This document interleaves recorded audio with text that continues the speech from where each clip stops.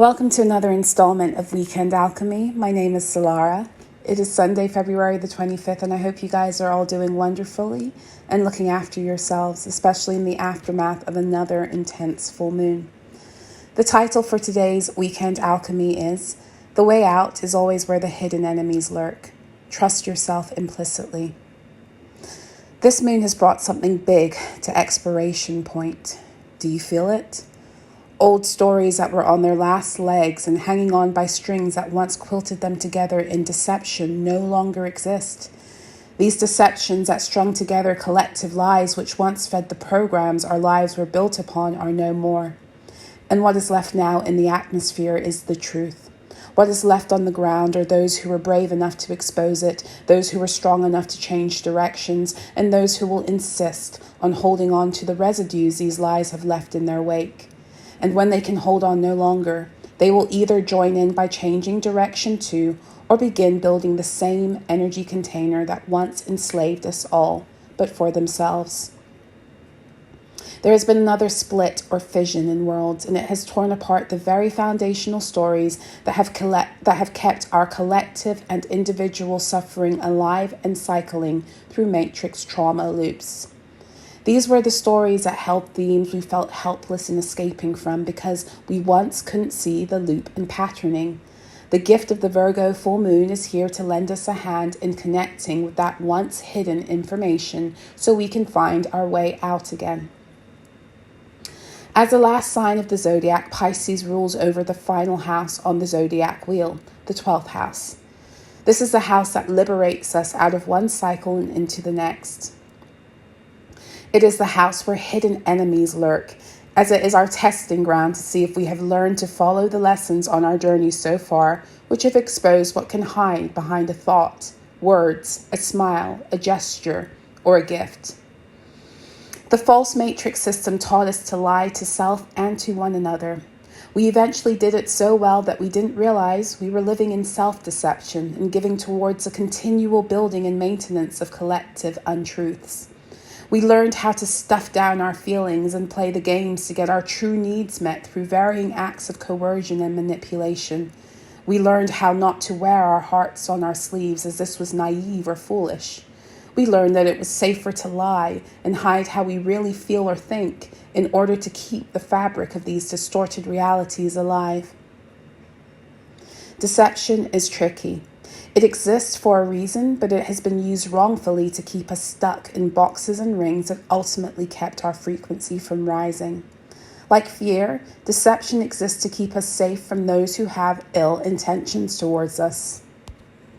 It is true that we are to protect our hearts, but not from everyone and everything. We are not to lock ourselves out of our own heart's truth in the process. The false matrix had us all contending for acceptance by consenting to living deceptively, fully unaware that we are not only dealing with people, but spirits and entities that lurk in the unconscious and make their plans real through our denial and self-betrayal. When we lie to ourselves, it is a form of self-betrayal. Each act of self-betrayal or self-rejection takes us farther from our truth and therefore from source. This opens the door for us to be further deceived.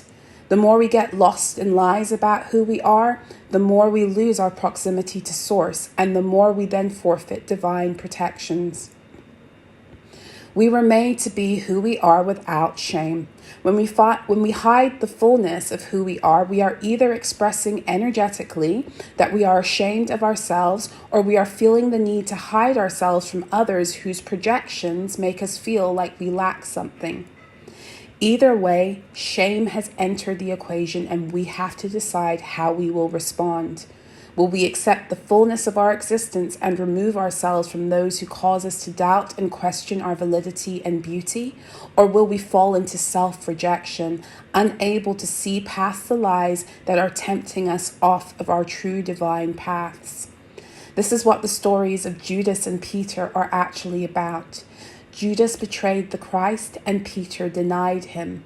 This is showing us the way we do this to our own Christed energy that unites us in wholeness to our truth and therefore source.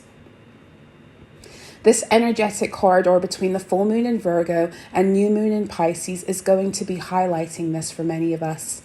Where are we still subscribing to false matrix stories that support toxic dynamics that on the outside appear to be pretty? These are the situations that look right on paper, or the people who say and do all the right things, but something in our spirit is unsettled and causes us to question. Is this situation right for who we actually are striving to be, or is it another formula we are succumbing to because of programming and insecurity? Does this person really like me, or am I tuning into their unconscious or maybe conscious disdain for who I truly am? This is not paranoia I am speaking on, but true discernment. And even more importantly, these instances occur not so that we can point the finger or denigrate others, but so we can once again unite with a part of self that we were all too willing to depart from for a false sense of belonging, acceptance, or success. Is that part of us that we have sacrificed to these games before, back and intact? If this full moon brought you to the edge of your own nerves, don't be alarmed. It did so to show you where you're striving in places where you need to rest and surrender. It is asking you to take a step back and flow into an even deeper state of self-trust and intimacy, sustained off of your energy and desires instead of the expectations, formulas, and plans of others or another. You are exactly where you need to be. This next step is about helping us all become comfortable again, walking our own path without guilt, shame, or subversion by other opinions or our need for external validation. This is the hermit mode that your soul requires to reach and secure your own door to dharmic living.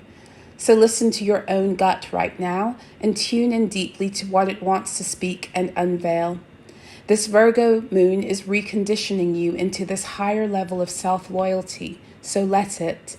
Pisces season can be tricky because there is a doorway out to a higher cycle that will always be blocked by hidden enemies that appear to be going the same way as you, but may actually not be. Trust yourself without compunction. Make every decision from a place of peace within self. Let the peace come first. This is the new foundation from which all you build must now rest upon. Ashe. For access to all of my articles and installments in full, please make sure to check me out on Substack at dailyalchemy.substack.com.